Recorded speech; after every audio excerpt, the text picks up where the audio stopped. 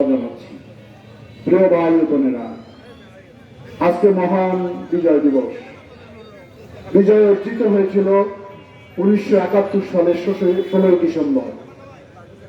সেদিনের মানুষের আকাঙ্ক্ষা ছিল একটি গণতান্ত্রিক বাংলাদেশ থাকবে, বৈষম্যহীন বাংলাদেশ থাকবে, দুর্নীতিমুক্ত একটি বাংলাদেশ থাকবে, সাম্যের বাংলাদেশ থাকবে, সামাজিক মর্যাদার বাংলাদেশ থাকবে।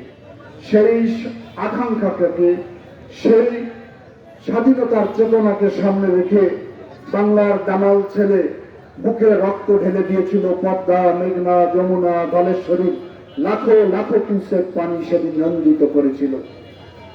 কিন্তু স্বাধীনতা উত্তরকালে সেই সময় আওয়ামী লীগ যখন রাষ্ট্র ক্ষমতায় বসলেন, বাংলাদেশের সেই স্বাধীনতার চেতনাকে ভুলুণ্ঠিত করে দিল।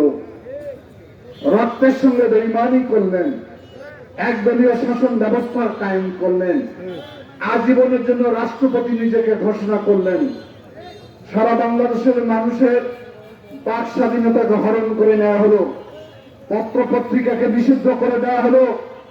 বাংলাদেশের আইন শৃঙ্খলা বাহিনীর পাশাপাশি নতুন বাহিনী তৈরি করে মানুষকে দমন করা হলো, যাকে বলা হতো রক্ষী বাহিনী।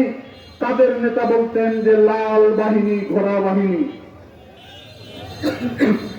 এই অবস্থায় বাংলাদেশের মানুষ যে আকাঙ্ক্ষা নিয়ে স্বাধীনতা যুদ্ধে সংগঠিত হয়েছিল, সেটি ভুলুণ্ঠিত হয়ে গেল। বাংলাদেশ আবার মানুষ, কুকুর একসঙ্গে ডাস্টবিনে খেল। 30,000 সূর্য সন্তান গণতন্ত্র মুক্তির আন্দোলনে আত্মহুতি দিল, তারপরও থেমে থাকিনি।